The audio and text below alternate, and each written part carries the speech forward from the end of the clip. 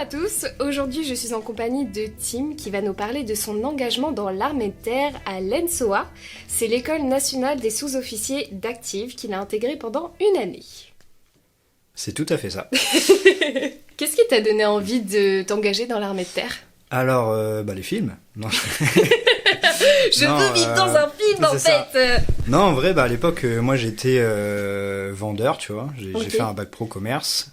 J'étais vendeur et j'étais vendeur dans des trucs un peu nuls, tu vois, des casas, des trucs comme ça. Donc. T'étais pas passionné par ça ? Pas du tout, non. Ah non, c'était vraiment genre fallait manger, donc je travaillais quoi. Voilà. Okay.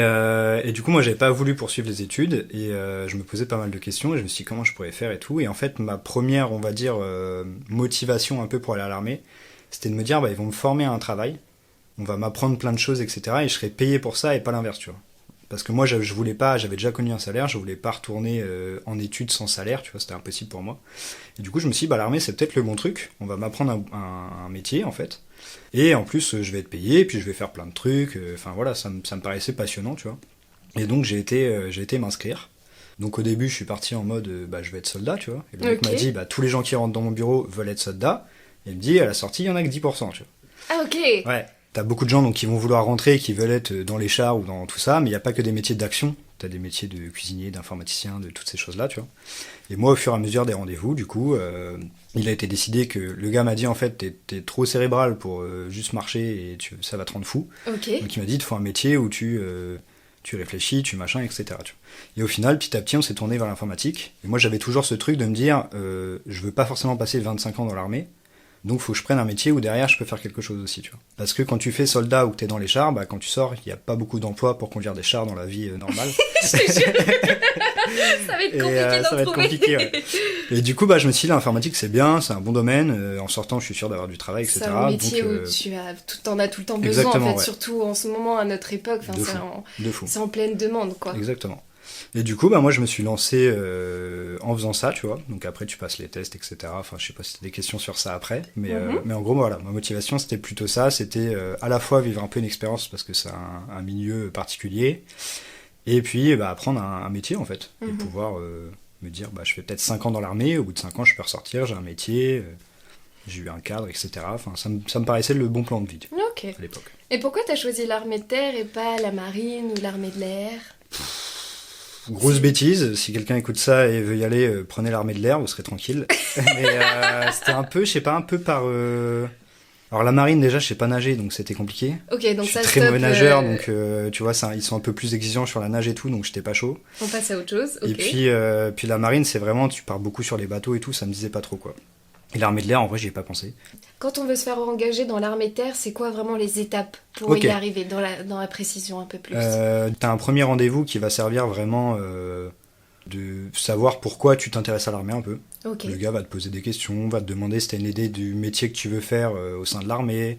Donc comme je te disais, le gars m'avait expliqué que les 3 quarts des gens viennent en disant je vais être soldat. Et en fait, c'est des étapes, il faut savoir qu'un recrutement de l'armée, c'est un peu long terme. C'est du 3 ou 6 mois, je me rappelle plus exactement. Ouais, faut être préparé à rester longtemps. Je mets un petit peu de contexte, j'ai 29 ans et j'en avais 21 à l'époque. Donc okay. Ça date un petit peu aussi, des petits souvenirs comme ça que j'ai plus trop. Mais je sais que c'est plusieurs mois. Parce que justement, ils veulent te tester sur la durée, ils veulent pas que des gens s'engagent sur des coups de tête. Et 2 mois après, ils se disent je m'en vais. Donc c'est un peu sur la durée. Et en fait, tu as cette première étape. Ensuite, t'as plusieurs rendez-vous en fait. Au fur et à mesure, t'affines. La personne va te poser beaucoup de questions, va savoir essayer de te comprendre et tout. C'est des gens, les recruteurs qui ont des profils, comme les recruteurs dans le civil, mais qui ont vraiment des profils où ils analysent les gens, tu vois. Moi, le gars, il m'a tout de suite dit, ce métier-là ou ce métier-là, je te vois pas le faire, t'es pas dedans. Alors qu'on se connaissait pas, on s'est vu plusieurs fois. Juste en quelques échanges avec toi. Ouais, en peut-être 1 ou 2 rendez-vous, il me disait direct, ça, je pense que c'est pas pour toi. Je te vois plus dans des choses comme ça et tout machin, tu vois. Parce que le mec m'avait analysé et il était très bon pour ça. C'est bien qu'il propose ça d'ailleurs. Ouais, totalement, ouais. Et puis, il faut qu'il recrute à tous les postes aussi. Oui. Tu vois, moi, il m'a un peu envoyé vers l'informatique, donc ça m'allait très bien. Mais je sais qu'à l'époque, il recrutait énormément en informatique. Donc lui, c'était aussi son job de répartir les gens. Ouais. Ça nous a arrangé tous les deux, pour le coup. Ouais. Et ensuite, après, la première vraie étape, c'est tu vas à Rennes pour faire les tests. Et donc là, tu as 3 jours de tests envoyés par l'armée, donc ils te payent tout. Tu as 3 jours de tests psychologiques, physiques, techniques, Comment mentales. Ça se passe En fait, t'es dans des chambrées et t'as des plannings un peu par jour, quoi. Bah, tu suis le truc, quoi. Mais c'est un peu ce qu'on voit dans les films, en vrai. Tu sais, comme quand les mecs partent un peu à la guerre, que ce soit Seconde Guerre mondiale ou quoi. Ouais. Tu sais, les batteries de test, tu les vois, ils sont tous habillés pareil. Tu sais, le petit débardeur C'est un peu blanc, le flippant, en machin. vrai, non Ouais, c'est un peu le... Mais moi, j'aimais bien parce que, tu sais, j'avais l'impression d'être un sportif pro, tu sais. Tu sais, tu rejoins une nouvelle équipe et ils te testent dans tous les sens. De ouf. Moi, je voyais ça un peu comme ça. Mais on te teste sur absolument tout. Vraiment, Ok. on teste ton cœur, ton cerveau, ton machin. On teste ton mental, tu vois. On va te poser des questions psychologiques plus pour savoir dans Ok. cette situation, comment vous réagiriez, etc. T'as des tests d'anglais, de maths, de logique. Enfin, vraiment, on teste ouais. tout ce qu'on peut, quoi. Et à la fin, du coup, ces résultats-là vont déterminer si oui ou non tu peux intégrer l'armée et si oui ou non tu peux l'intégrer dans le choix que tu voulais faire, on va dire. À la Ok. fois le métier et à la fois la porte d'entrée. Donc la porte d'entrée, il faut que j'explique un petit peu. Dans l'armée, tu peux rentrer soit comme militaire de rang, c'est-à-dire que tu rentres à la base de chez base, tu rentres, t'es soldat et t'as pas de grade. Voilà, ok. Et du coup, ta formation se fera au sein d'un régiment. Tu peux choisir ton régiment. Tu peux dire, par exemple, moi je veux le régiment qui est à Marseille. On t'envoie à Marseille, une fois que tout a été fait, quoi. On t'envoie à Marseille et c'est le régiment où tu arrives qui va te former, en fait, pendant 3 mois. Ok. T'as les sous-officiers, comme moi j'ai fait. Donc là, tu rentres pour être directement sergent après ta formation. Donc Ouais. t'as déjà un grade. Et du coup, là, tu fais une école nationale. Et t'as les officiers. Et du coup, les officiers, c'est pareil, c'est une école nationale et c'est encore plus long dans la durée de formation. Et c'est Saint-Cyr, que tout le monde connaît de nom. Ok. Et du coup, tu vas à Saint-Cyr, c'est 3 ans, je crois, de mémoire. Ensuite, il reste encore 2 rendez-vous, je crois, pour vraiment affiner le projet, être sûr de partir sur quel... Ouais, je te le dis, c'est long. Je crois que Ah ouais, c'est très le long. recruteur, j'ai dû le voir 4-5 fois, je crois, en tout. Ok. Et pour affiner du coup le projet métier, donc savoir dans quelle branche il m'a envoyé, et après tu as des sous-métiers aussi, et ça se voit à la fin de ta formation, je vais te l'expliquer après quand on va rentrer plus dans le détail.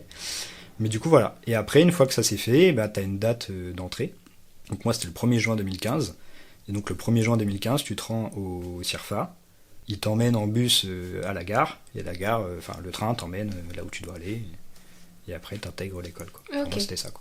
Et ça se passe comment la première journée quand t'arrives? C'est très bizarre parce que du coup t'arrives dans un milieu que tu connais pas du tout et faut savoir, bah t'as déjà un petit peu ça dans les tests à Rennes, mais dans les tests à Rennes tu sens que c'est des militaires qui ont l'habitude d'être avec des gens qui sont pas militaires. Oui, Je sais pas si ok, tu vois ce que je ouais, veux dire, ils ont l'habitude d'être avec des gens civils, d'être avec des gens qui ne connaissent pas du tout le milieu militaire.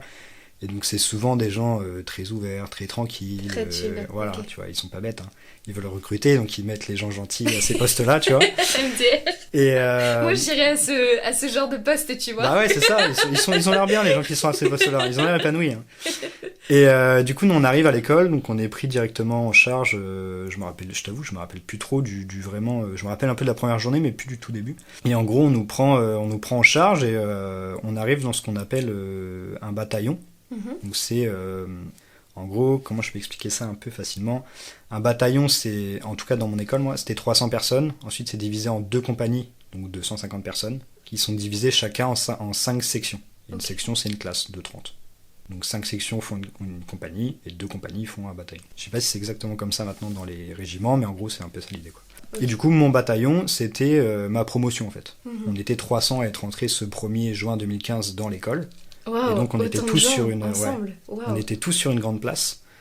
Et à ce moment-là, en fait, ils t'appellent par ton nom, ou... non, je sais plus, on se présentait, on donnait notre nom. Et du coup, ils nous disaient, bah, toi, tu vas là-bas, t'es ce bâtiment-là. Et donc, moi, j'étais 21e compagnie. Ok. Et ils me disent, t'es 21e compagnie, tu vas attendre devant le bâtiment là-bas, tu vois. Et tu vas là-bas, t'as une deuxième table, tu dis ton nom, et le mec te dit, ok, bah, toi, t'es première section. Tu dis, ok. Et là, du coup, t'es réparti, tu vois. Ouais. Donc, tu sais déjà que t'es dans ce bâtiment-là, et que t'es la classe 1, tu vois. En gros, moi, c'était ça. Ok. Et du coup, bah après, chose très marrante parce que je m'y attendais pas du tout, on te dit, bah montez vos affaires, vous êtes tel étage, tel truc, tu vois. Donc on t'aiguille, t'arrives dans ton bâtiment un peu chambre, et là, tu choisis ta chambre. Ah ouais. Moi, je me suis dit, bah T'es je tout vais, seul je vais dans avoir ta mon... chambre Non, ou non, t'es- pas du tout. Ah. J'y viens. Et moi, je me suis dit, tu vois, genre, je vais avoir une chambre attitrée, je vais avoir mon nom sur un lit ou quoi, et on me dit, non, non, tu choisis ta chambre, choisis ton lit, quoi. Et donc moi, bah, j'arrive dans une chambre, donc on était 6 dans des chambres de 4. Il y a Six quand dans des chambres de il y a quand quatre même 6 lits, mais c'est des chambres qui étaient prévues pour 4 personnes à la base. Ouais. Et vu que l'armée à cette époque-là recrutait beaucoup plus, il y avait 2 lits en plus et 2 armoires à l'arrache en plus, tu vois. Genre, Ah d'accord, c'était ok, bien c'était tassé, quoi. provisoire quoi. Ok. Mais ah non, on a passé les tout Ah le truc oui, à 6. non, c'était même pas, Donc t'es un peu merde. serré, mais ça se fait, quoi. Et donc bah tu choisis ta chambre et puis après bah ça s'enclenche, quoi. Et après la première semaine, parce que du coup Rennes ça leur suffit pas, ils te retestent. Ils refont tous les tests. Ah ouais, pour Ouais. savoir si une fois que t'as passé les premiers jours là-bas, Voilà. on peut encore compter sur toi ou pas. Surtout médical. Médical, on a vraiment passé 2 jours de médical. On a tout fait, quoi. T'as un dentiste, t'as un ophtalmo, t'as tout. Ah ouais, tout le monde te Tous les contrôle. spécialistes que tu peux connaître, tu passes. Ok. Et le dentiste, il a 300 mecs à faire. Donc il en a rien à foutre, tu vois. Il a pas le temps. Il t'arrache les dents, il te dit ouais, bah t'as une carie, là, ça va pas et tout, machin. Et il t'engueule, tu vois. Ah ouais. Alors que bah t'as pas le temps d'aller chez... C'est mort, t'as plus le temps d'aller chez le bah dentiste oui, maintenant, c'est tu vois. foutu. Et du coup là c'est vraiment le bétail, quoi. T'es à la chaîne, suivant, Ouais. suivant, et ça y va, quoi. Mais du coup c'est un moment qui est sympa, en vrai. Moi j'en garde plutôt un bon souvenir parce qu'en fait tu passes ta journée à attendre dans des couloirs, vraiment, pendant 2 jours. Mais du coup t'es avec les gens de ta classe, je vais appeler ça une classe pour que ce soit plus simple. T'es avec les gens de ta classe, donc tu commences à sociabiliser, en fait. Parce que t'as rien à faire, t'as pas ton téléphone sur toi, t'as rien... Vous avez pas le droit au téléphone? Non, on n'avait pas vraiment le droit. On avait le droit de les avoir sur nous, de mémoire, mais c'était très mal vu de les sortir et tout, tu vois. Donc le début, c'est ça, et après, t'as tous les trucs administratifs, tous les papiers. Au début, il y a énormément de réunions aussi sur l'assurance vie, tous les trucs comme ça, quoi. C'est Ok, vraiment le oui, truc... carrément. ouais, direct. Tout le package, allez hop. L'armée, On est c'est honnête. s'il y a un mot qui définit l'armée, c'est il faut être efficace, quoi. Tu vois, c'est genre, Ouais. on fait tout et on est tranquille, tu vois. Ok. Et donc ouais, la première semaine c'est un peu ça. Puis t'as aussi, on te donne ton matériel, ta Mhm. tenue, tes chaussures. Qu'est-ce que ça comprend, tout ton le matériel? matos. Bah, ça comprend plusieurs sacs. T'as un gros sac de voyage style bandoulière, mais vraiment énorme, tu vois, où tu peux tout mettre dedans. T'as ton sac vraiment de mission, entre guillemets, on va appeler ça comme ça, où c'est genre les gros sacs de randonnée. Et t'as un petit sac style sac à dos. Et après en matériel, bah t'as plusieurs tenues. En fait, faut savoir qu'à part ton caleçon, tout le reste c'est fourni par l'armée. Ok, d'accord. T'as un t-shirt, t'as une veste, t'as une parka, t'as des chaussettes, les chaussures, t'as genre plusieurs paires, t'as vraiment un bon gros matos, Tu quoi. galères pas à t'habiller le matin, ça c'est sûr. Ah bah t'as pas le choix, hein, c'est facile, hein. C'est le t-shirt vert, le truc vert, machin, c'est facile. Et donc t'as plusieurs tenues, il t'explique que du coup tu dois en garder une qui doit rester nickel du coup pour les parades, les choses comme ça, et les Ok. autres sont tes tenues de travail. Et tu vas en garder une aussi pour quand tu pars sur le terrain. Donc en gros, il y en a une que tu vas défoncer, il y en a 2-3 qui vont rester pour ta semaine en mode normal, et t'en as une qui doit rester nickel, Ok. qui est encore polie, machin, abri, tu vois. Ok. Et en gros, voilà, donc on te donne tout ton pactage. Et ça, c'est pareil, c'est très long en fait, parce que vu qu'ils font tout x 300, Ah ouais, ça met un bah, tu sais, temps, hein. tu passes ta vie à attendre, quoi. C'est un peu ça l'armée, de toute façon. Ouais. Il y a un dicton là-bas qui dit on se lève aux aurores pour attendre. Ah oui, d'accord. Parce que c'est souvent, en fait, vu que t'as tellement une chaîne de commandement qui est longue parfois, que on va te donner un ordre, tu l'exécutes, et tu dis je fais quoi maintenant? Bah attends, j'attends. Et le mec au-dessus de toi va demander l'ordre, le mec au-dessus va demander l'ordre, etc., etc. Et des fois ça peut être D'accord. super long, quoi. Ok. Et du coup, après, bah, une fois que t'as tout ça, une fois que t'as fait tes papiers, une fois que t'as passé les tests physiques et tout machin, bah là ça commence. Et ça se passe comment la relation avec les autres soldats qui sont arrivés avec toi? Bah plutôt bien en fait, c'est un truc qui est vraiment rassurant à l'armée, ça, s'il y a des gens un jour qui ont peur ou quoi, c'est qu'en fait t'arrives tous en même temps. Et même si l'armée c'est assez dur et tout, ils ont quand même une phrase qui te rassure vraiment, c'est personne ne naît soldat, tout le monde le devient, tu vois. Mhm. Donc l'air de dire on va te l'apprendre et c'est normal si tu sais pas les choses, tu vois. Tu viens du monde civil, c'est normal si tu connais pas ce milieu, tu vois, qui est un milieu très fermé. Et du coup en fait tous les gens avec qui t'es, bah moi je m'entends plutôt bien avec tout le monde. Il n'y a pas, tu vois, l'armée, surtout l'armée de terre, il y a souvent ce raccourci de dire ouais les gens ils sont bêtes machin et tout. Moi je rencontre pas ça, tu vois. Pas forcément bête, non? Non, mais tu je vois, pense pas. bah, même au sein de... Tu vois, il y a une petite rivalité armée de terre avec l'armée de l'air et la marine. Ah, je savais pas du tout. Ouais, si. Ok. Et c'est pas pour ça que deux personnes peuvent pas s'entendre, hein, mais t'as une petite Oui, rivalité. mais ok. Et en gros, l'armée de terre l'armée de l'air et la marine disent que l'armée de terre, c'est un peu les teubés, tu vois. Ok. Je fais des gros guillemets, hein, mais Ouais, en gros, ouais, c'est un bien peu sûr. ça. Et l'armée de terre, nous, on dit que c'est des faiblards, tu vois. Ok. Parce que tous les trucs techniques, enfin tous les trucs physiques et Ils tout, vont ils pas au sont. charbon, Ouais, clairement. voilà, et c'est beaucoup Clairement moins pas. dur. Même les tests physiques, tous les trucs comme ça, c'est beaucoup moins dur. La marine, c'est très technique, très machin, c'est quand même dur psychologiquement parce que t'es sur des bateaux, tu parles longtemps, etc. Ouais, ouais. L'armée de terre, c'est très dur parce que c'est physique, tu vois. C'est Mhm. beaucoup d'exercices. T'es tout le temps sur le terrain. Ouais, c'est ça, tu vois. Même quand t'as des entraînements, même des gens qui sont informaticiens ou quoi, quand t'as des entraînements, bah c'est. Tu vois, C'est intense. C'est intense, c'est 2 jours, t'es dans la boue, machin, etc. Je vais t'en reparler après, de toute Mhm. façon. Et l'armée de l'air, bah, c'est tranquille, quoi. Mais tu sais, même dans la... Nous, on en avait rencontré, ça se voit, tu vois. Genre, Sur eux, comment ouais, ils sont? cool, tu sais, leur barbe, elle est moins propre que dans l'armée de terre. Tu sais, c'est Ouais. moins... Ouais. Tu vois, ces gens, ils sont plus cool. Moi, avec le recul, je me dis, ça aurait peut-être dû... L'armée de l'air, en vrai, Ouais, ça ouais. aurait peut-être été pour Sur le moi. long terme, ça aurait peut-être été sympa. Et comment tu gères la distance avec tes proches, ta famille Euh, J'ai envie de te dire que c'est pas si flagrant que ça. En fait, ce qui est bizarre, c'est que c'est tellement intensif. On va peut-être en parler après parce que je pense que c'est intéressant. C'est tellement intensif que tu te rends pas compte. Là où c'est Ok. dur, c'est quand tu repars le dimanche, tu vois. Quand t'as une semaine. Et déjà, je crois me souvenir que. Parce qu'en gros, nous, le rythme, on va dire, de croisière, c'était un week-end toutes les 2 semaines. Ok, Mais je crois que le premier mois, je crois qu'on n'est pas rentré du tout, il me semble. Je crois que d'accord, le ok. premier mois, c'était vraiment 3 ou 4 semaines d'un coup. Je crois que c'était un truc comme ça. Direct. Et Ouais. comment tu l'as vécu ça? Bah en fait ça va parce que c'est tellement un film d'action en vrai, c'est vraiment ça quoi, que t'as pas le temps de te poser en fait. T'as pas le temps de te dire ah un tel il me manque ou tu vois, enfin Ah ouais. j'ai pas trop souvenir de ça, en tout cas au début, moi j'ai pas trop souvenir d'avoir souffert de ce truc là quoi. Et puis bah t'as une camaraderie aussi donc à la fois c'est dur, à la fois tu commences à te faire des potes, tu rigoles, tu passes des bons Et une moments, certaine enfin solidarité qui naît ouais de fou. aussi. Bah et puis la solidarité à l'armée c'est vraiment un mot d'ordre quoi. Mm. C'est vraiment des premiers trucs qu'on t'apprend. Je me rappelle plus du mot exactement qu'ils emploient, qu'on employait à l'armée. Mais t'as vraiment ce truc de tu laisses pas quelqu'un dans la merde même si tu l'aimes pas quoi. Et moi j'ai vraiment ressenti ce truc là dans les deux sens. J'ai vraiment aidé des gens parfois avec qui je m'entendais pas plus que ça ou quoi. Mais je vois qu'il est en galère, bah je vais l'aider tu vois. Et Mhm. il y a même pas la question de vas-y je le laisse dans son caca ou je sais pas tu vois. L'entraide, elle est Elle primordiale. est primordiale, ouais, vraiment. Ok. Et c'est vraiment une valeur, je dirais que c'est l'une des valeurs clés de l'armée, quoi. C'est vraiment ce Ok. truc de collectif et on travaille ensemble et t'as plein de. Si tu veux, t'as plein d'exercices, nous, qu'on avait fait au fur et à mesure de la formation, où si tu les fais un peu dans ton coin ou par petits groupes, t'y arriveras pas. Et si tu les fais tous ensemble et que tu t'organises bien, bah là, ça peut passer. Et quand on te donne l'exercice, tu te dis, mais c'est impossible. Réfléchissez, travaillez ensemble. Et tu le fais ensemble et tu te dis, ah ouais, en fait, si on le fait de cette façon-là et qu'on se sert tous ensemble les uns des autres, ça fonctionne, tu vois. Et ouais, l'entraide, c'est vraiment moi, c'est un des trucs que j'ai préféré, tu vois.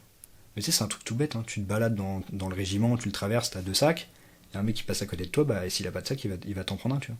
Oh, hyper cute. C'est souvent ça, tu vois. Après, toujours des cons, hein, mais Ça existe toujours ça malheureusement. existe toujours. Mais voilà, la Mais plupart du dans temps, l'idée, ça se ouais, passe bien. ils essaient vraiment de t'inculquer cette valeur-là, et moi, j'aimais vraiment ce truc-là, quoi. Et ça ressemble à quoi justement une journée type à l'armée? Il y a les journées vraiment quotidiennes où c'était 6 heures de cours, 2 heures de sport. En gros. D'accord. Donc les cours, ça va de... qu'est-ce qu'on avait comme cours? On avait par exemple de la cartographie, on avait de l'anglais, on avait des trucs vraiment militaires, tactiques, tu vois, genre comment exfiltrer, comment protéger une zone, comment attaquer une zone, des choses Ok, comme ça, tu vois, super de intéressant. déplacement militaire plus que... Parce que nous, c'était pas vraiment... On n'attaquait pas vraiment comme dans les films ou les trucs comme ça que tu vois, ça c'est vraiment les forces spéciales et l'infanterie, vraiment les métiers précis. Mais pour le général, du coup, ouais, nous, on apprenait. En fait, tu dois faire ce qu'on appelle des déplacements tactiques. C'est-à-dire qu'en gros, tu dois tout le temps te déplacer comme si tu étais dans un milieu hostile, tu vois. Comme si on pouvait te tirer dessus et tout. Donc, tu te déplaces très lentement. Parce que tu dois vérifier tout le temps chaque angle, chaque truc. Tu longes une haie, il y a un trou dans la haie, bah, faut faire tout un dispositif pour pouvoir la passer en sécurité, etc. Tu vois. Donc, c'était des cours sur ça. On avait des cours d'armement, que ce soit théorique ou pratique. Donc, des cours de tir, etc. On avait de la géopolitique aussi, donc pour vraiment s'informer sur les conflits du monde et qu'on comprenne pourquoi on est présent dans tel pays, pour qu'est-ce qui s'est passé dans tel pays à cette date-là et du coup qui fait qu'on y est ou que l'OTAN y est. Qu'est-ce qu'on avait d'autre? Enfin voilà, c'est différents types de cours militaires. T'as défense aérienne, t'as défense nucléaire et chimique, Ok. explosif. Donc voilà, tout un ensemble de cours qui sont répartis sur ta semaine. Et 2 heures de sport tous les jours. Et tu te lèves à quelle heure le matin? Tu te 6 couches à heures. quelle heure? 6 heures tous les matins. Ouais, 5h30 ou 6 heures. 5h30. Ouais, parce qu'en fait, ta journée, enfin ta semaine, elle est réglée en fonction de la bouffe. C'est-à-dire que t'as la cantine, Ouais. et en gros, t'as la moitié de l'école qui fait 6h, midi, 18h, et l'autre moitié de l'école qui fait 6h30, midi 30, 18h30. Ok. Et donc, quand tu manges à 6h, bah, tu te lèves à 5h30. Tu prends ta douche, tu t'habilles, faut que tu sois rasé, impeccable, faut que tu sois prêt. En fait, quand tu vas manger, ta journée, elle commence déjà, tu vois. Mhm. T'es déjà prêt, t'es déjà en bas. Souvent, tu as des petites instructions, des trucs comme ça, tu vois. Et en gros, donc il y a 2 phases à expliquer un peu dans mon parcours. C'est que moi, ça a duré 8 mois. Les 3 premiers mois, on te forme à être un militaire. Ok. Donc c'est très dur. C'est là où vraiment ils t'en foutent plein la tronche pour voir si tu restes ou pas, tu vois. Qu'est-ce c'est vraiment qui t'appelle le- par exemple pour t'en Bah, c'est foutre simple, plein tu la fais tronche? 6h, 23h. Ok. Sans pause. Ah ouais. Ta pause, c'est un quart d'heure, le temps de manger. Et si tu tombes sur un con, tu vois, si le mec qui t'emmène à la bouffe, c'est un peu un con, Si lui, il a fini de manger, bah on s'en va. Ah Il d'accord. se dit pas, bah je vais attendre 5 minutes, il a pas fini son dessert, le petit va. Non, non. Nous, on a déjà eu le cas d'un mec, il avait pas faim, il a vite fait avaler son assiette, on a eu 10 minutes. J'ai à peine commencé à manger mon plat, tu vois. Ah putain.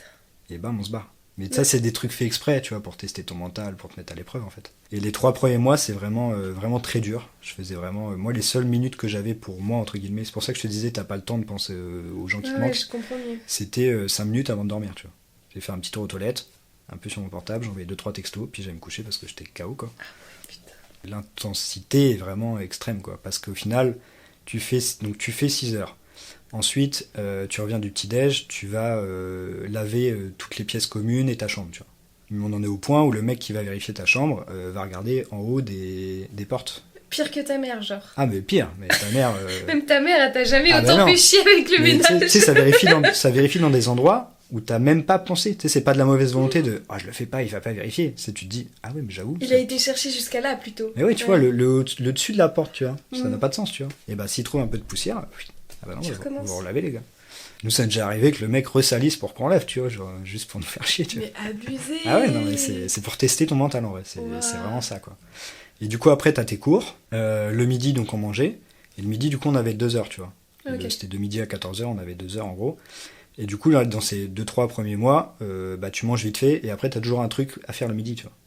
Donc, tu refais un truc pendant 1h, 1h30. Je sais pas, Ah ouais. il y a un truc à laver, il y a un truc à apprendre, il y a... Ah parce ouais, que... t'as pas 2 heures tranquilles. Ah non, Manger. non, non. Ah non, non, tu manges le plus vite possible, presque, tu vois. Et après, il faut apprendre... Parce qu'en fait, au début, vu qu'ils t'apprennent à être un militaire, t'as trop de trucs à apprendre. Faut apprendre les grades, faut apprendre... Tu vois, tous les trucs qu'eux, ils jugent extrêmement importants parce que si tu connais pas les grades, tu peux faire une dinguerie devant un général, tu vois. Alors qu'un général, c'est quelqu'un de très important, Mhm. machin et tout, tu vois.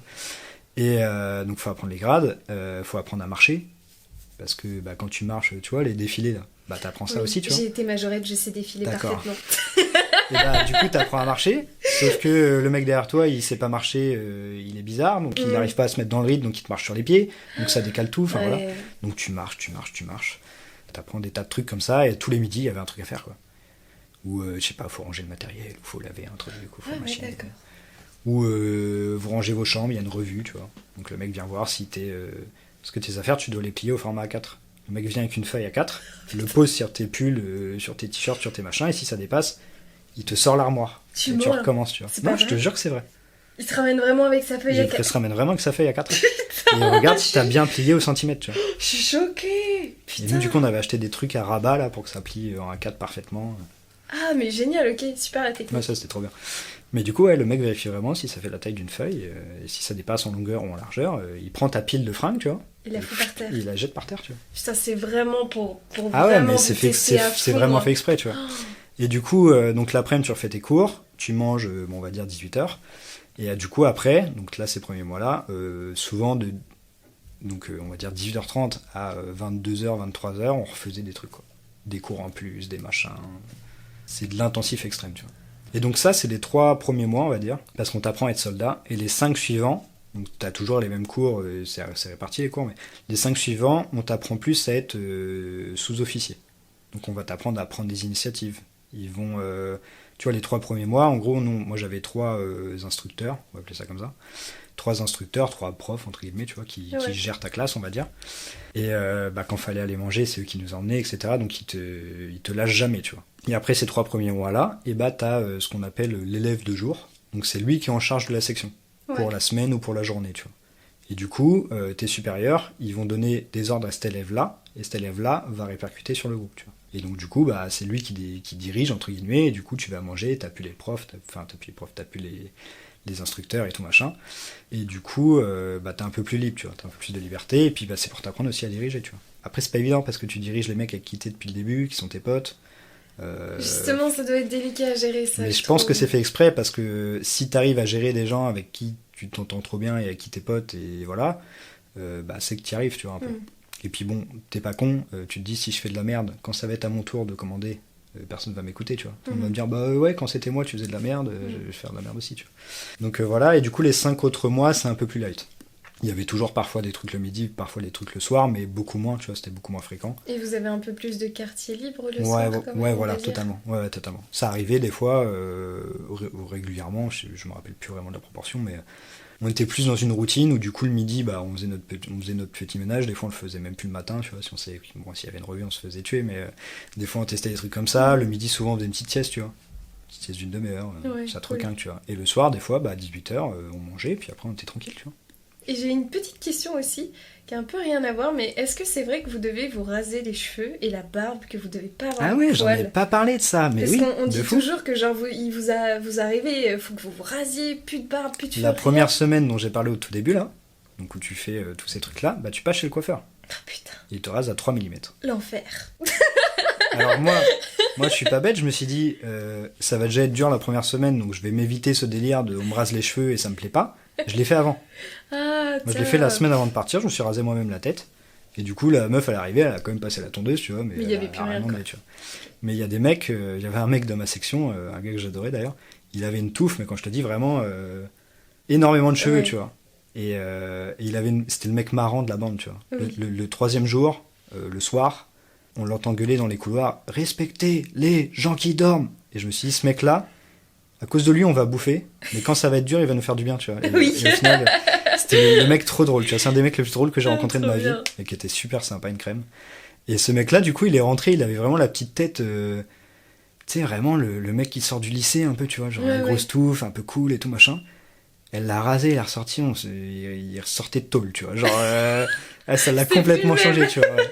Et il y en avait, ils avaient des belles coupes, ils étaient classe et tout, genre, ils sont ressortis, ils savaient que ça allait arriver, Les hein. petits Mais ils tapers, les avaient petits le seum, dégradés tu et vois. tout, bah Et ouais. tu sais, t'arrives le soir dans ta chambre, t'as des mecs qui avaient des copines et tout, ils disaient, ma copine, elle va me défoncer, je vais même pas envoyer une photo, elle va me faire la gueule, machin. Ouais, et tout, les tu meufs, vois. elles ont tendance à Bah préférer ouais, les cheveux c'est normal, un tu vois. tout petit peu plus longs vite fait, mais ouais. Puis c'est surtout si t'as connu ton mec, il a les cheveux mi-longs, Oui, longs ou aussi. quoi, il arrive, il est quasi chauve, bon. Ouais. Et la barbe, pareil, tous les matins. Et la barbe, pareil, Ouais. genre, même pas de moustache, que dalle. Que dalle. Ah Rien. putain, mais c'est À dingue. raser, quoi. Est-ce que t'as traversé des moments un peu down, un peu difficiles durant ces mois-là? Ouais, bah je dirais, il y en a deux. Enfin, il y en a un, c'est pas vraiment down, mais c'est tellement dur que t'es obligé d'être down. Et l'autre, ouais, c'était vers la fin quand j'ai voulu partir, ouais. Donc, on a parlé juste avant du quotidien. Mhm. Au final, dans ton quotidien, t'as 2 week-ends par mois. Donc, le week-end où tu rentres pas, en fait, tu pars sur le terrain. Et donc là, t'es 2 jours dehors. Tu dors dehors, tu fais des activités. Et Ah tu oui. te fais bien défoncer, quoi. Genre, tu marches beaucoup, tu fais énormément d'exercices physiques, tu fais des entraînements, ça va pas, tu recommences 10 fois, 20 fois s'il le faut, tu vois. Et c'est très physique, tu rentres, t'es mort, quoi. Et du coup, les terrains, bah c'est ça, tu dors dehors, sous une bâche, où tu te mets toi-même. Le premier terrain qu'on a fait, on avait une petite tente, c'était pas trop dur physiquement, on avait une petite tente de 2, tu fais ta ronde en plus, tu vois, donc Ouais. faut toujours qu'il y ait un mec qui soit éveillé la nuit et qui soit debout dans le camp. D'accord. Et franchement, tu vois, on est rentré du truc, on s'est dit, ouais, c'était cool et tout, machin. Ok, trop bien. vous Ouais. aviez bien kiffé au final, quand même. Ouais, ça va. quand même, tu vois, c'était une belle expérience, tu vois. On avait fait un feu, je crois, enfin, tu vois, c'était un peu cool, tu vois. Ouais, ok. Le deuxième, ils nous ont dit, bon, le premier, c'était pour. On y a été light parce que vous étiez C'était là le depuis. camping. Tu sais, ça faisait 2 semaines qu'on était là, tu vois, on était Oui, encore oui. des enfants, entre Fallait guillemets, pas tu vous vois. traumatiser Ouais, trop c'était le vite. camping, c'est clairement ça, tu vois.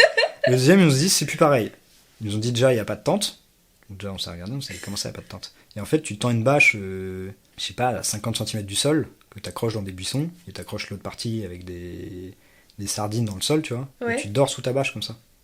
L'ennemi, s'il est à 2 km, bah, il voit pas ta bâche. Alors qu'une tente, ça peut vite faire 1 mètre, 1,20 m de haut, et il peut tout de suite ok. plus l'avoir. Et tu vois. toi, tu dors à même le sol sur la pelouse, genre? Ouais, bah après, t'as le droit de. En fait, ils te disent, t'as le droit de prendre un petit matelas, un petit truc, un petit machin, hein. Mhm. Mais il faut que tu le portes sur ton dos. Et moi, ma philosophie, tu vois, je suis pas très grand. Pour ceux qui me connaissent pas, je fais 1,69 m. Je suis pas très grand, je suis pas très gros, donc le fait de marcher avec beaucoup de poids sur moi, c'était plus dur que certains, tu vois. Ouais, trop handicapant. Parce que quoi. par exemple, si j'ai un sac de 30 kg, c'est la moitié de mon poids, tu vois. Alors qu'un mec qui fait 1,90 m, 90 kg, c'est un tiers de son poids, Oui. tu vois. Donc moi, ma philosophie, c'était, bah, je prends le minimum, tu vois. Mhm, ouais. J'ai mon duvet, je vais dormir dans l'herbe, et ça se fait, hein. C'est pas les meilleures nuits de ta vie, mais ça se fait, tu vois.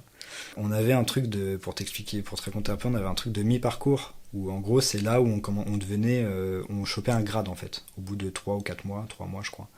On devenait caporal, du coup, qui est le grade, en gros, un peu en dessous de sergent. Et du coup, on avait des épreuves sur 2 jours sur le terrain. Et donc, on était parti 4 jours, je crois. On avait 2 jours de terrain avant, et après, on avait les 2 jours un peu épreuve. Ouais. Et en fait, on s'est rendu compte que les 2 jours de terrain avant, toutes les autres sections, donc les 9 autres sections de notre bataillon, c'était tranquille, tu vois. Ils ont fait un terrain cool, tu vois. Ouais. Parce que leurs examinateurs savaient qu'ils avaient les épreuves après, et ils voulaient pas qu'ils se craquent, ils voulaient pas qu'ils arrivent hors de forme. Nous, on a mangé comme jamais. Oh putain.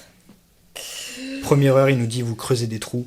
Vous creusez des trous pendant 5 heures. Oh non. On a dormi dedans et tout, et on se relayait, parce que normalement, la plupart du temps, tu vois, on était 30, et donc tu fais des gardes à 2, tu vois. Oui, Donc j'allais te demander, ça tu dure prends, combien de temps une ronde, genre quand vous tournez Bah pour ça dépend dormir? combien t'es. En général, c'était entre 30 et 1 heure, tu vois. Souvent 1 heure en vrai. Donc, Tu dors 1 heure après tu... Non, c'est l'inverse. Ah, Tu d'accord. tu Tu es réveillé restes 1 1 heure heure, et tu et surveilles ensuite- tout le monde, et tout le monde dort, tu vois. Ok, Et d'accord. ensuite, tu vas réveiller le groupe suivant qui va prendre ta place, toi tu vas te coucher. Ok. Et en gros, si t'as de la chance, tu fais soit le début de la nuit, soit la fin de la nuit. Ça veut Mhm. dire que soit tu commences ta garde et après tu vas te coucher, ça Oh, c'est c'est royal. Soit du coup tu te lèves 1 heure plus tôt pour faire ta garde, et ça c'est pas trop mal non plus parce que t'as fait la nuit, tu vois. Oui. Si t'as pas Et de chance, entre c'est à deux- 3 heures du mat, quoi. Ouais. Donc C'est plus chiant. moi en plus j'ai fait du coup de juin à janvier, quand en novembre, qu'il pleut, qu'il fait 8, qu'on vient te réveiller comme ça là. Hé, c'est ton tour. Et que tu te réveilles et qu'il pleut et que faut sortir de ton duvet où t'es très bien, tu vois. Ouais. Qu'il est 3 heures du mat et que tu dis là de 3 à 4, faut que je fasse le tour. J'ai froid. C'est dur. chaud. Ouais, c'est dur. Ça, c'est dur. Et puis t'es mort en fait. Donc, Ouais, tu bah as oui. juste envie de dire, bah ta gueule, moi je veux dormir. Là. On J'ai va- pas entendu ce que t'as dit. Ouais, c'est ça. Déjà, on dort que 5-6 heures. Moi, je veux dormir, tu vois. On avait 3 événements, on va dire, pendant les 8 mois. C'est-à-dire qu'on avait un truc qu'on avait 3 fois, c'était les nuits. Donc en fait, tu fais ta journée de cours normale. Et le soir à 18h, au lieu d'aller manger à la cafétéria, on te donne un truc à manger rapidement. Tu vois, genre petit sachet, boîte de conserve ou truc comme ça, quoi. Et après, tu pars sur un terrain d'entraînement et tu fais des trucs hardcore toute la nuit. Donc c'est physique, c'est mental, c'est de la réflexion. Enfin, c'est vraiment, on te pousse à bout toute la nuit. Et le matin, tu reprends ta journée, tu vois, tu Mais fais ça, c'est tu fais ça inhumain. entre le mercredi et le jeudi, tu vois. Le seul truc où ils étaient un peu cool, nous, je trouve, c'est que le lendemain, ils sont pas chiants, tu vois. Ils savent que t'en peux plus, et ils sont pas horribles le lendemain, tu vois. Genre, tu Ok. piques du nez, ils vont te dire, hé, pépé, ils vont pas te laisser dormir, hein, Mm. mais ils sont pas, ils t'en foutent pas plein la tronche le lendemain, Ok. tu vois. Ils savent que t'es mort, et ils sont c'est un peu cool le lendemain, entre guillemets, tu vois. Pour l'armée, hein. Oui. On se comprend. Et donc, il y avait ça. On a fait, du coup, aussi un camp armement. Alors ça, c'est un de mes meilleurs souvenirs parce que l'ambiance était vraiment cool. On était là, on est parti 2 semaines du coup dans le sud, je crois, je sais plus où c'était exactement. Parti 2 semaines dans le sud, on était début octobre, on avait un super beau mois d'octobre, il faisait bon, machin. On était en tente, on avait des grandes, c'est vraiment les grandes tentes militaires, je sais pas si tu vois. Ouais. Grandes tentes militaires, on dormait tous dans la même, on avait des lits de camp, on n'avait jamais eu ça, tu vois. Petits lits de camp et tout. Et là, le but c'était vraiment qu'on s'exerce à tirer, à lancer des grenades, faire péter des explosifs. Enfin, c'était vraiment un camp sur les armes, quoi. Et ça, c'était trop bien parce que du coup, l'ambiance, elle était un peu plus relax, tu vois. C'était pas comme quand on part sur le terrain, comme je t'ai expliqué avant, où on prenait cher, tu vois. T'avais quand même la ronde à faire, mais bon, t'avais quand même la ronde à faire. Mais, C'était chiant, mais il fallait la c'était faire. chiant, mais fallait la faire. Mais du coup, ouais, tu vois, on avait plus de temps de sommeil. Ça, c'était cool, tu vois. C'était presque des petites vacances au milieu du truc, tu vois. En vrai, presque. Ok. Et du coup, on arrive à là. Donc, le stage commando, c'est le truc dont il te parle le jour 1. On t'en parle le premier jour, enfin, allez, j'exagère un peu, on t'en parle dans les 10 premiers jours où t'arrives. Le jour qui traumatise, c'est celui-là. Bah, c'est pas un jour, c'est 2 semaines. C'est 2 semaines. Voilà. Ouais, ok. Et donc, en gros, le stage commando, c'est un truc que t'es obligé de faire pour devenir sergent. T'es pas obligé de le réussir, mais t'es obligé d'y passer si tu veux devenir sergent. Et en gros, on t'envoie dans les Pyrénées. Tu Ok. pars chez les commandos. Donc les commandos, pour ceux qui ne sauraient pas, peut-être toi, c'est vraiment ceux qui font Je ne les, sais pas ce que c'est, ça tombe bien. les commandos et forces spéciales. Si je dis pas de bêtises, les forces spéciales, c'est encore plus précis, c'est un truc des commandos. En gros, les commandos, c'est ceux qui vont vraiment faire les missions un peu périlleuses, qui sont surentraînés. C'est les sursoldats.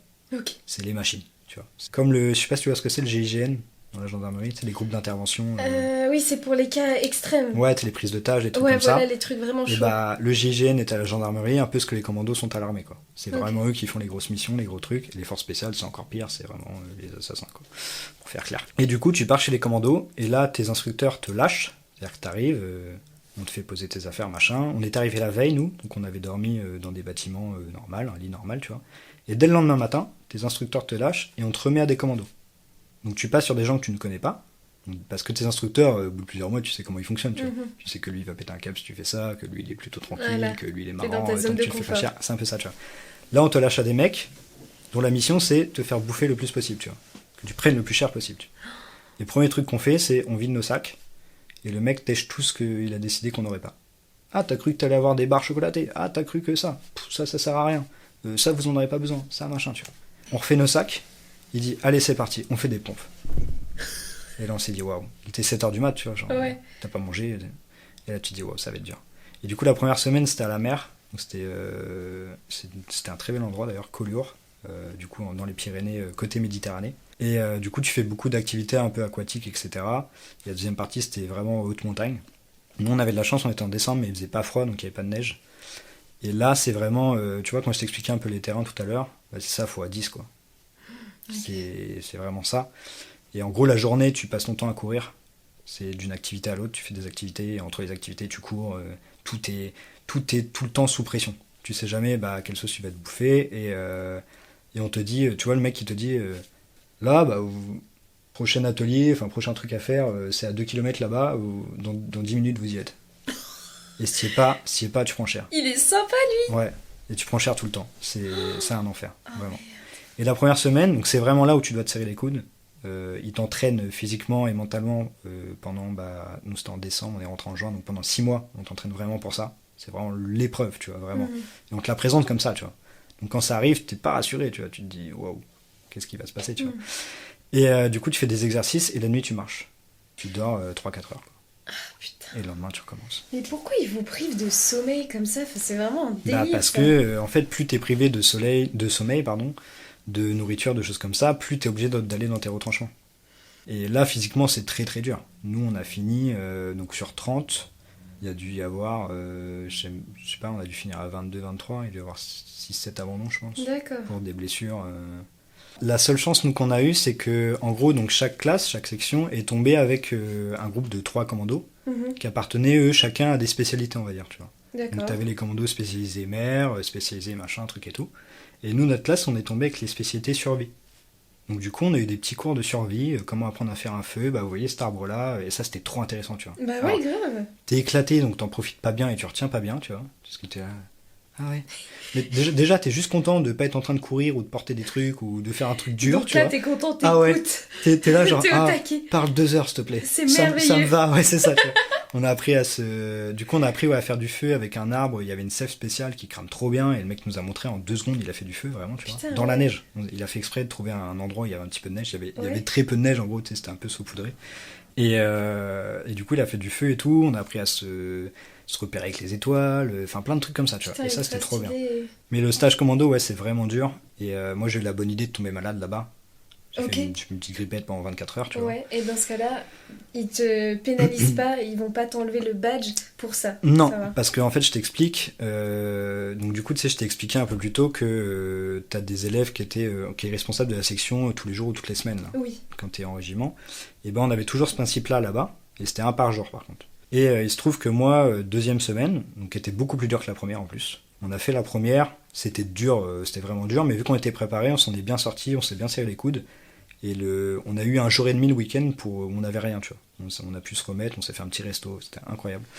Tu dois le savourer, le resto, quand c'est comme ça. En plus, tu vois, on était dans les Pyrénées, on s'est fait un truc full fromage, on s'est dit tous le plus de calories possible, tu vois. Vraiment, tu vois. Faut blinder. Ah ouais, vraiment, c'était ça, tu vois. Et ouais, à peine 24 heures, mais ça faisait vraiment du bien. Ça guérit pas les petites blessures, mais le mental, ça fait il chaud fait au trop du bien. cœur et au mental. Et du coup, on se dit, ouais, les gars, on a géré et tout, on s'en est trop bien sorti et tout, et on y va confiant la deuxième semaine. Et la deuxième, c'était pas la même. Elle était beaucoup plus dure. Ouais, elle était vraiment beaucoup plus dure. Putain. Parce que du coup, la première, on était, si tu veux, on était dans un fort, donc à Collioure, c'est une très belle ville au bord de la plage, et on avait quelques activités aquatiques et tout, mais il n'y a pas tant de dénivelé que ça, tu vois. On était surtout entre la plage et le fort, et un petit peu aux alentours, mais ça allait, tu vois, il y a un peu de montagne et tout. Et la deuxième, on était vraiment au cœur des Pyrénées, à la frontière espagnole, et là, t'es vraiment dans des gros dénivelés. Donc le mec il te dit tu marches 10 km, mais en fait c'est 10 km avec la pente avec une pente de fou quoi. Ouais, vraiment. On a fait une marche une nuit entière, genre du 20h et 5h, un truc comme ça, tu vois. Enfin on a marché plus de 10 heures.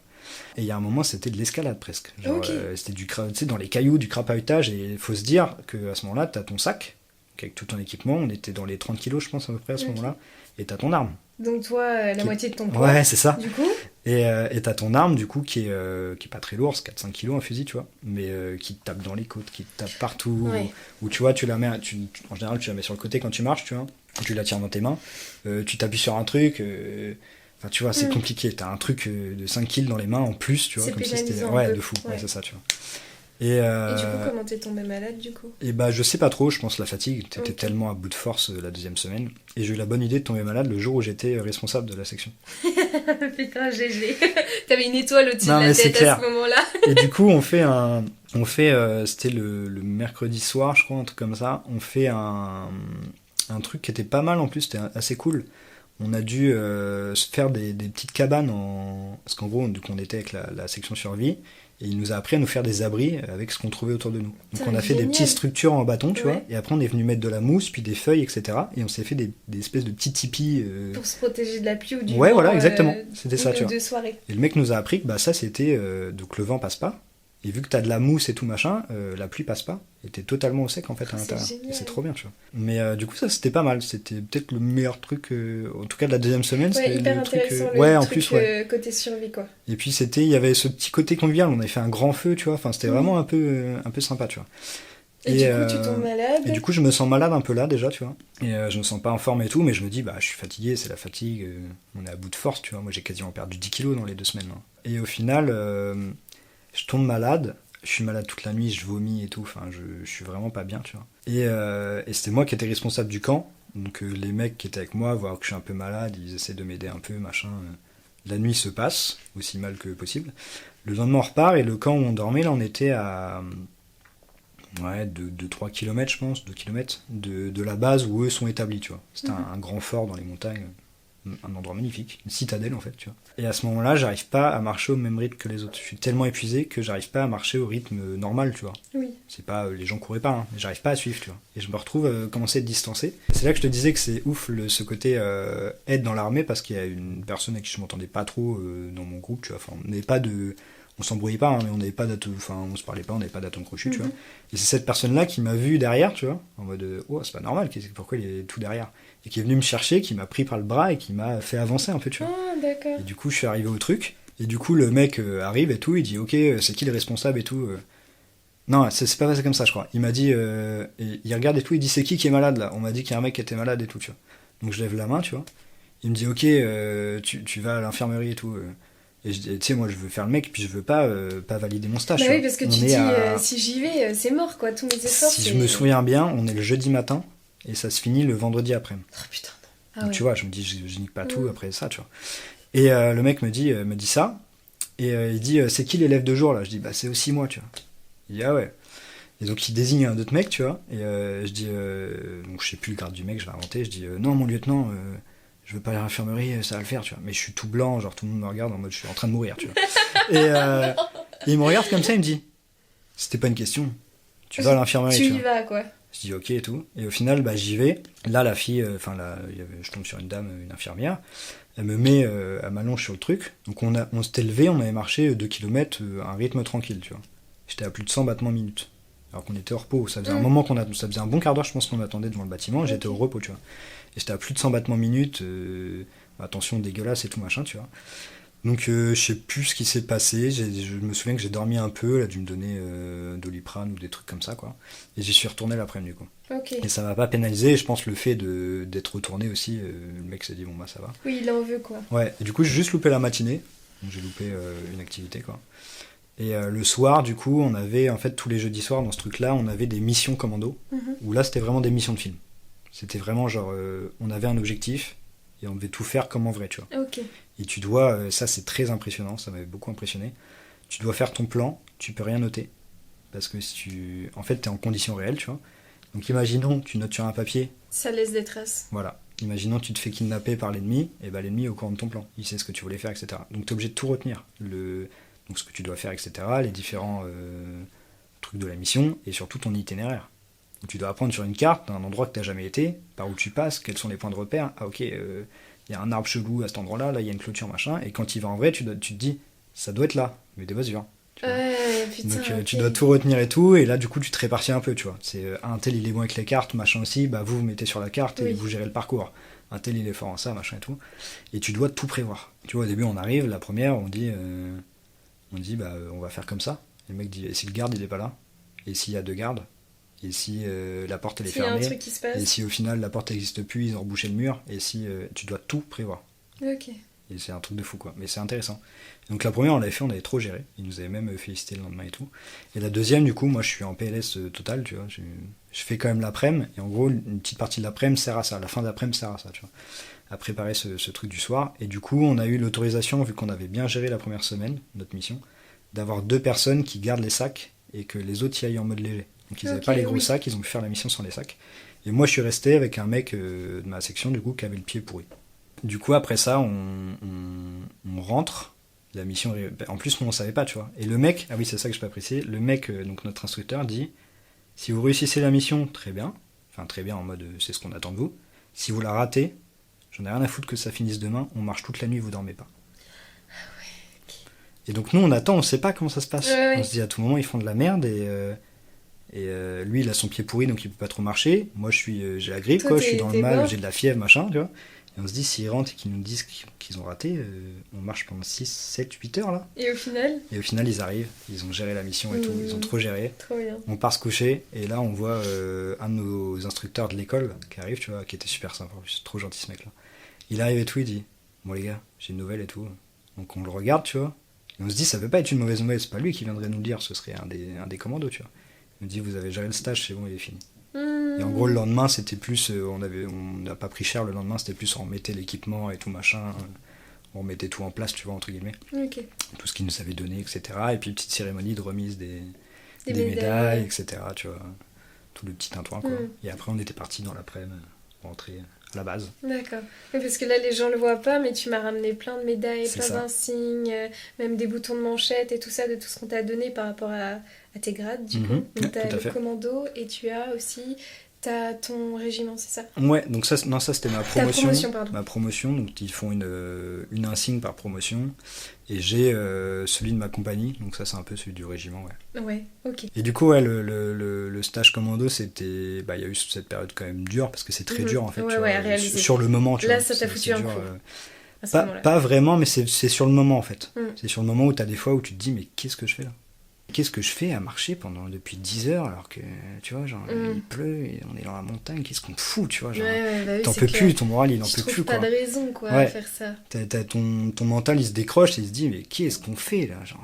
c'est pas avoir un métier comme tout le monde, tu vois. C'est pas vraiment de la torture, mais ça s'en rapproche un peu quand même. Un peu, ouais. C'est le but, hein. C'est de t'aguerrir, de t'endurcir. C'est le but de ce truc-là, tu vois. Et quand t'en reviens, bah, t'as plus peur de rien, tu vois. Et la deuxième, c'était vraiment la toute fin, où là, je sais pas si je vais rester ou partir de l'armée. Ouais. Parce que, en gros, déjà, j'ai mon expérience dans le régiment qui se passe très mal, et la fameuse là, que je viens de te raconter. Et puis, moi, en fait, dans l'informatique, au moment où je m'engage, on me dit dans l'informatique qu'il y a 2 sous-spécialités. Il y a informaticien normal, donc tu vas brancher des PC, mettre des trucs en réseau, etc. Et il y a informaticien, on va dire, plus poussé, où tu vas faire un peu de la cyberdéfense, tu vois. Et on me dit, informaticien normal, tu pars dans les pays, tu es en régiment et tu pars dans les pays. Et on me dit, une fois que tu es sur place, bah, tu installes les PC, et après tu veilles juste à ce que tout se passe bien, à ce que les communications soient bonnes, etc. Et informaticien de défense, cyberdéfense, là, t'es sur Paris, et en fait, t'es plus trop militaire. Et en fait, moi, au bout des 8 mois, j'en avais marre de ce côté... c'est tout le temps pareil, c'est tout le temps carré. Il y a que des mecs habillés de la même façon. Ouais, tu satures au bout d'un moment. Ouais, moi, j'avais vraiment remarqué que ça tuait un peu ce côté... elle est bizarre, la phrase que je veux dire, mais ça tuait un peu ce côté artistique en nous, tu sais, un peu sensible, un peu machin. Tu deviens un robot, tu deviens une machine, tu vois. Ouais, voilà, c'est ça, tu vois. Et t'es plus sensible à ces choses-là, tu vois. T'es plus sensible à l'art, t'es plus sensible à ces trucs-là. Et moi, ça commençait déjà un peu à me peser. Et du coup, je me suis dit, bon, moi, je prends cyberdéfense. Je serai sur Paris, donc pour rentrer le week-end, c'est pas compliqué non plus. Et voilà. Et donc, moi, je sais à ce moment-là que d'Irésie, ça s'appelait comme ça, donc le cyberdéfense, il y a 5-6 places en moyenne chaque année, tu vois. Donc, faut que je sois... Oui, très bon. Faut que je sois top 10, parce que les mecs devant moi, ils veulent pas forcément ça, tu vois. Oui. Il y a forcément 2-3 mecs dans le top qui veulent autre chose, tu vois. Et au fur et à mesure, tu sais à peu près te juger, tu sais à peu près où tu vas être, où tu vas finir, tu vois. Donc je sais que je suis large top 10 sur les 40, je vais peut-être mettre top 5, donc je suis confiant. Je me dis, je vais l'avoir mon truc, tu vois. Je veux ça, je vais l'avoir. Les places sortent, donc à la toute fin, c'est les 2-3 dernières semaines, les places sortent avec les régiments, tu vois. Les régiments qui sortent d'informaticien normal, c'est que des trucs à l'autre bout de la France. C'est que le sud-sud ou l'est. Ok. Donc en mode le week-end, je peux pas rentrer, tu vois, déjà. Et surtout, il n'y a pas de place en cyberdéfense. Il n'y a que de l'informaticien de base. Oh putain. Et moi, en fait, je m'étais accroché à ça et je me suis battu pendant 8 mois pour être le meilleur possible, pour avoir le droit de choisir ça, tu vois. Et juste, il n'y a plus de place, quoi. Et juste, il n'y en a pas. Il n'y en a pas cette année, quoi. Okay. Je sais pas pourquoi, mais il n'y en a pas, tu vois. Et là, du coup, c'est vraiment la semaine ou les 2 semaines où je suis vraiment pas bien à l'armée parce que je me dis, ok, je fais quoi? Parce que tes espoirs, ils ont été un peu réduits en miettes. Ouais, de ouf. Et je me dis, je fais quoi? Si je tombe dans un régiment nul où il se passe rien, où je fais du badminton toute la journée. Ça va être l'enfer. Si j'ai 6 mois de badminton à Marseille, que je peux rentrer que quand j'ai des vacances et que les autres 6 mois je suis en Afghanistan ou au Sénégal ou j'en sais rien, tu vois, ma vie elle va être horrible, tu vois. Et en gros, ma période d'essai couvrait la période de ma formation. Donc j'avais le droit de démissionner quand je voulais, sans problème. Parce qu'il y a ça aussi qu'il faut savoir, c'est qu'une fois que ma période d'essai était passée, tu n'as aucun moyen de sortir de l'armée. C'est vrai. Aucun. Après, t'es considéré comme déserteur. C'est ça. Et le seul moyen de sortir de l'armée, c'est dépression grave. Qu'un psychologue atteste, un psychologue de l'armée, atteste que t'es en dépression grave, machin, et que si tu sors pas de l'armée, tu vas te flinguer. Ils ont au moins ce recours-là, ok. D'accord. Ouais, mais apparemment c'est très long. Moi, je m'étais un peu renseigné, j'avais été voir du coup un peu sur des forums, internet, machin et tout. Des gens qui disaient plus de 2 ans, quoi, pour sortir de l'armée. Ouais, et puis ça se trouve, il te fait prendre des antidépresseurs. En même temps, tu dois faire. Puis moi, j'ai pas envie de feinter, d'être suicidaire ou je sais pas quoi, pour juste partir de l'armée, tu vois. Ouais. Et moi, j'avais un contrat de 5 ans.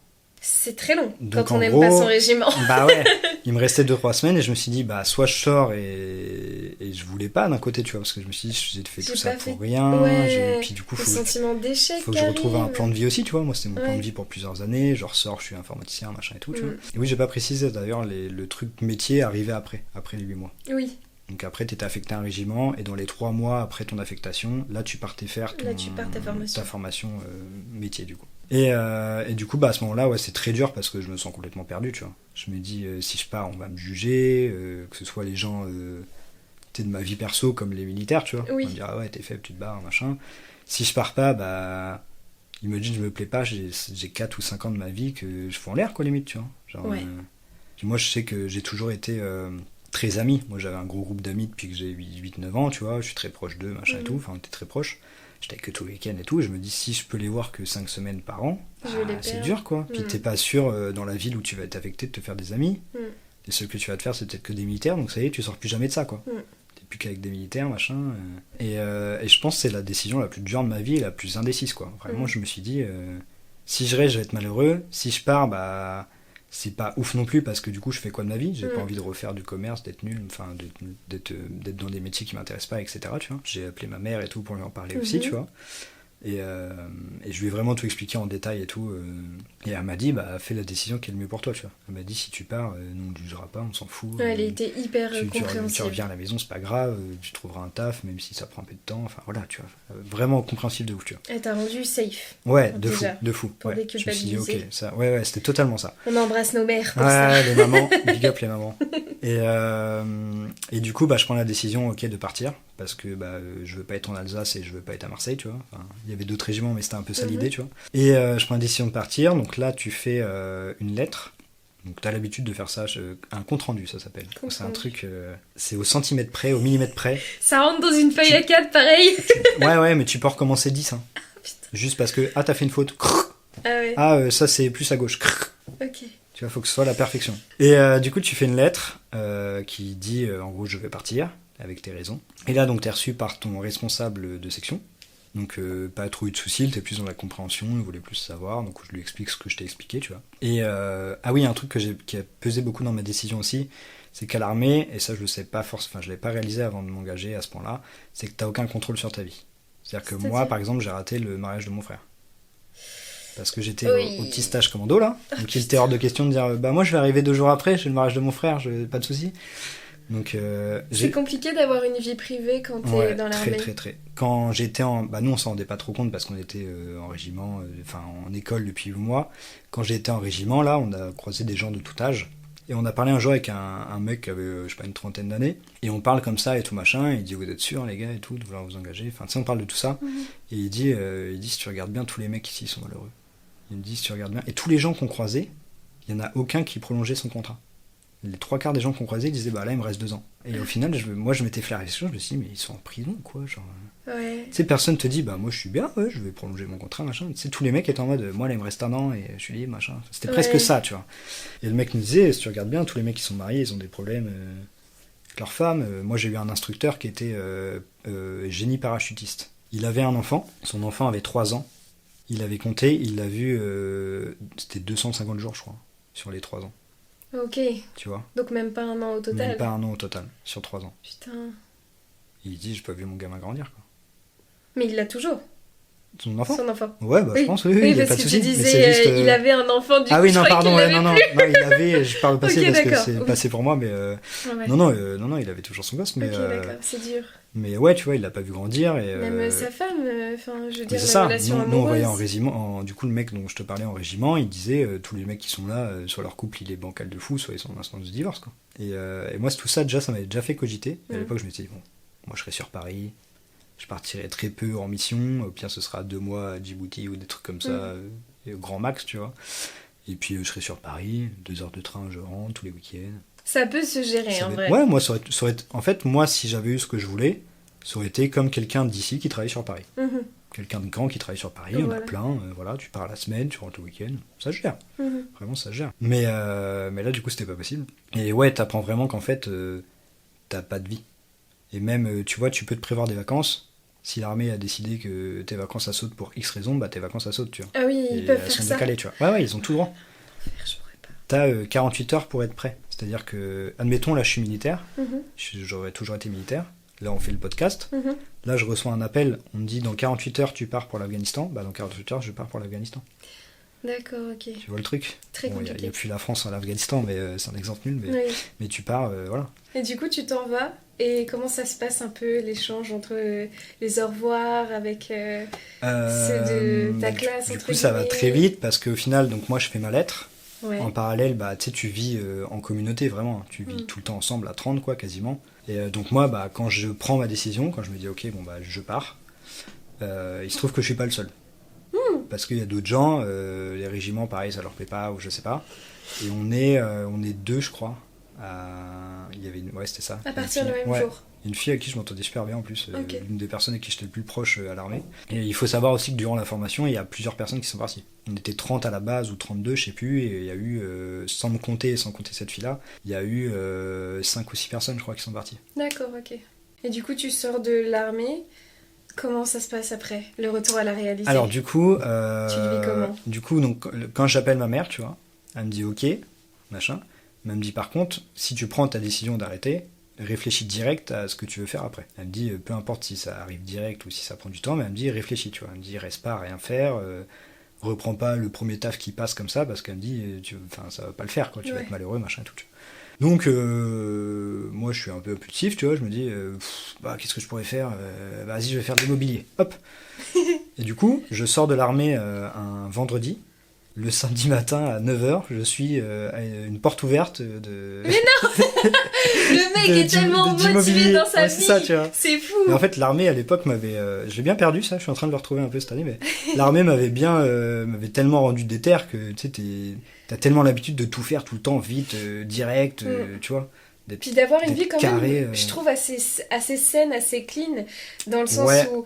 Le ménage, il est nickel, donc tu es dans un endroit assez sain, tu vois. T'as une hygiène de vie, un cadre de vie qui est assez bon. Après, il y a beaucoup de picolos quand même. Alors, il y a beaucoup de gens qui aiment la bouteille, Ah ouais, je savais pas. Et vous avez le droit de boire de l'alcool, de fumer? Non, mais sur leur week-end et tout, tu vois. Ok, d'accord. Tu entres, du coup, aux portes ouvertes pour devenir, du coup... agent immobilier, chose que je ne fais pas du tout. Chose que tu ne fais pas du tout. Non, pas du tout. Et au final, je me retrouve à faire... je sais plus pourquoi je fais pas ce truc-là, au final. Ça devait pas être payé. Et je me retrouve en fait à repartir dans le commerce, à faire des petits tafs un peu nuls, quoi. Donc je travaille plus ou moins 1 an dans un magasin. C'est pas intéressant, ça se passe pas très bien, enfin bref. Okay. T'as aucune considération, t'es payé au minimum, t'as pas d'équipement, enfin c'est le plus bas de l'échelle, tu vois, vraiment. Et mais voilà, je le fais parce que faut bien travailler, tu vois. Et puis en même temps, j'ai quand même ce truc le taf est pourri, mais comme je sors de l'armée, c'est simple. Mais en fait, t'es juste content parce que tu dis, mais je travaille que 7 heures ce soir, je dors dans mon lit, tu vois. Et j'avais juste ce truc-là, tu vois. J'ai de quoi payer tout ce que j'ai besoin, je suis bien. Je t'ai pas payé beaucoup moins en plus qu'à l'armée, tu vois. En plus. Donc un peu moins, mais pas tant que ça, tu vois. Et du coup, j'ai une période de 3-4 ans.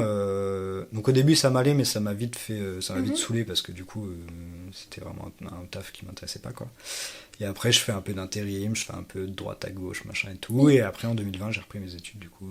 Et du coup, en logistique. En logistique. Rien à voir avec l'informatique, pour le coup. Mais oui, parce que j'allais dire, au final, t'as pas fait ton cursus en informatique si vraiment ça t'intéressait tant que ça. Ouais, mais ça m'intéressait, mais au final, il y avait... Je me suis peut-être pas renseigné assez, mais j'ai pas trouvé, moi, quand j'avais un peu regardé en sortant, de cursus informatique où je pouvais être payé, tu vois. Et je sais pas, à l'époque, j'aime bien les ordis, j'aime bien tout ça, et je suis quelqu'un de très logique. Donc pour moi, c'est simple, en fait. Ouais. Tu vois, vu que c'est du binaire, c'est des maths, quoi, donc c'est simple. Et puis ça m'intéressait, mais au final, je me retrouve à faire de la logistique complètement par hasard. Sur un mail de Pôle emploi en 2020 là, qui me propose ça. Et c'est payé par la région, tu vois. Ok. Donc, très peu, c'est payé 700-800 balles, tu vois. Et je me dis, c'est pas. Au moins, je peux un minimum vivre, tu vois.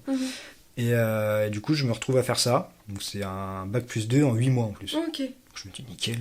Parfait. Moins d'1 an et j'ai un bac plus 2, c'est incroyable, tu vois. Et du coup, je voulais juste faire ça, et après, je me suis enflamme, j'ai fait une licence, et puis là, je suis en master. Iconique, quoi. Ouais, trop bien. Je suis parti de trop loin, tu vois. Mais du coup, voilà, et là, je suis vraiment bien, là. Et là, quand j'allais te demander comment tu te sentais là actuellement. Et c'est pour ça que du coup, je regrette pas du tout d'être parti de l'armée, parce que si j'en étais pas parti, je serais sorti en 2020, 2021, plus ou moins, tu vois. Donc ça ferait pas longtemps. Et je sais pas du coup ce qui se serait passé, peut-être ça aurait été, mais je sais pas ce qui se serait passé. Et au final, aujourd'hui, j'ai un meilleur poste que si j'étais resté à faire informaticien de base, on va dire. Et qu'est-ce que tu donnerais comme conseil aux gens qui aimeraient se lancer dans l'armée de terre, comme toi tu as fait? Déjà, renseignez-vous sur la marine et surtout l'armée de l'air. Surtout l'armée de l'air, s'il vous plaît, foncez là-bas. Parce que c'est un peu bête en fait de faire de l'ego en mode moi je veux machin, parce que l'ego au bout de 6 mois t'en as marre, tu vois. Et tu te dis leur plus grande marche c'est 10 km, nous on a fait 40, ok. Tu vois, genre tu te dis ils ont l'air bien en fait, ils sont payés pareil, hein. Moi je conseillerais quand même d'essayer de viser sous-officier. Je pense que c'est plus intéressant parce que au moins t'as de la gestion un peu, tu vois, tu vas gérer des gens, on va te donner des missions et c'est à toi de la mener à bien, mais on va pas te dire de A à Z comment faire non plus, tu vois. Alors que quand t'es surtout au début, j'imagine, quand t'es soldat de rang, surtout au début, on te dit vraiment là tu laves tes chaussures, quoi. J'exagère sans doute un peu, mais c'est un peu ça, tu vois, genre donc je pense que tu veux un peu de liberté, faut pas hésiter à faire sous-off s'il y a le bac. Et surtout, je dirais être sûr de toi, sûr de ce que tu veux faire, se renseigner un maximum. Que ce soit les bons côtés, tu vois, regarder des trucs qui sont cool, comme pas hésiter à aller voir des témoignages, des trucs comme ça sur les gens. Essayer de se faire vraiment une vision d'ensemble de ce que ça peut représenter. Quitte à interroger des gens qui sont déjà passés par là. Ouais, totalement, ou qui y sont encore, ou tu vois, c'est tout bête, mais on connaît tous quelqu'un de près ou de loin qui connaît ou qui est à l'armée, tu vois. Et puis avoir un projet précis aussi, tu vois. Comme je te disais, il y a beaucoup de gens qui veulent aller à l'armée pour faire le petit soldat, mais au final, il y a beaucoup d'autres métiers à côté, et donc ça, je pense que ça peut être intéressant. Et surtout, faut être prêt à lâcher sa vie, en fait. C'est vraiment ça. Faut être prêt à abandonner ce que tu as dans ta vie. Alors pas pour toujours, tu vas revoir tes proches et tout, mais il faut être prêt à lâcher ça, tu vois. Moi, les gens que j'ai vus les plus heureux à l'armée, les plus épanouis, c'est soit ceux qui avaient vraiment une vocation, qui voulaient faire ça depuis toujours. Ouais, c'était leur passion. Voilà, c'est ça. Ils étaient destinés à ça, ils vivaient pour ça, et eux, c'était hyper bien. Et dans ce cas-là, ça marche. De fou. Ou ceux qui n'avaient pas trop de vie, entre guillemets, si je peux dire comme ça, tu vois. Non, mais si, il faut dire les choses. Moi, j'avais un mec dans ma première chambre, du coup, qui était super sympa, maladroit comme jamais, mais super sympa. Et ce gars-là, des fois, le week-end, il rentrait pas, tu vois. On lui disait, ah bon, tu rentres pas et tout. Il disait, bah non, ça change rien, tu vois. Et en fait, on a compris qu'il avait pas trop d'amis, tu vois, genre. Pas trop d'amis, puis on sait pas, ça se trouve, il s'entend très mal avec sa famille. C'est ce qu'on se disait, tu vois. Parce que, il a vécu des choses vraiment dark c'est peut-être ça, dans son passé. C'est vrai que ça peut être, je pense, ça peut être une béquille pour plein de gens qui ont vécu des trucs pas cool ou qui sont peut-être un peu perdus. Là, justement, je pense que leur famille, c'est l'armée, tu vois. Ouais, c'est un peu ça. C'est leur safe place à eux. C'est exactement ça. Je peux comprendre dans ces moments-là qu'ils rentrent pas. Mais si t'as déjà la tienne, faut être prêt à un peu l'abandonner, quoi. C'est plus compliqué. Mais c'est marrant parce que ce que je dis toujours, je regrette pas d'être allé à l'armée et je regrette pas d'en être parti, tu vois. Ouais, parce que ça t'a appris beaucoup de choses. Ouais, à la fois sur moi et à la fois sur la vie. Et j'ai vécu une expérience que peu de gens vivent, tu vois, quand même. J'ai tiré avec des armes à feu, j'ai lancé des grenades, j'ai marché des heures dans le noir, j'ai ramper dans la boue, enfin tu vois, plein de trucs. Parce que la plupart des gens ne vivront jamais. Ouais, c'est ça, ouf. Et puis aussi la camaraderie en vrai, c'est un vrai truc quand même, parce qu'il y a des gens là-bas, malheureusement je n'ai pas trop gardé le contact, Mais il y a des gens là-bas avec qui je passais des super moments, tu rigoles, où t'échanges des trucs intimes, tu vois. Hyper profondes. Ouais, c'est ça en fait, c'est des relations fortes, quoi. Courte, enfin du coup moi la mienne était courte, mais en même temps on savait qu'elle serait courte parce qu'après on allait tous être dispatchés partout en France, tu vois. Vous étiez un peu préparés parce que vous arriviez tous en même temps pour la même chose, donc c'est sûr que c'est obligé que ça vous rapproche. C'est ça, totalement. Merci beaucoup en tout cas Tim Grand pour plaisir. ces super échanges. Grand plaisir. Je connaissais rien en plus à l'armée de terre, donc j'attendais trop de faire cet épisode avec impatience. C'était puis moi je sais de mon expérience du coup que tous les gens à qui j'en ai parlé connaissent pas non plus. Il y a peu de personnes très loin et beaucoup de gens ont un peu les clichés des films, les machins, les trucs comme ça. S'il y a des gens qui écoutent ça et qui hésitent à y aller, moi ce que je dis toujours, tu vois, je vais pas dire aux gens de pas le faire ou je vais pas dire aux gens de le faire, mais il faut être sûr de soi, quoi. C'est pas un truc à prendre à la légère, c'est pas un métier comme un autre, vraiment. Ouais, surtout. C'est l'un des métiers les plus particuliers du monde, je pense, et il faut être sûr. Et si vous êtes sûr, foncez, hein. Franchement, merci d'avoir partagé toute cette expérience, c'était hyper cool à écouter. Vous aussi, n'hésitez pas à nous dire ce que vous en avez pensé en commentaire, à laisser des messages privés sur Insta, etc. À laisser des étoiles aussi si vous écoutez le podcast sur Spotify. Et je vous dis à très bientôt dans un prochain épisode de Dolly's Talk. Des bisous. Salut.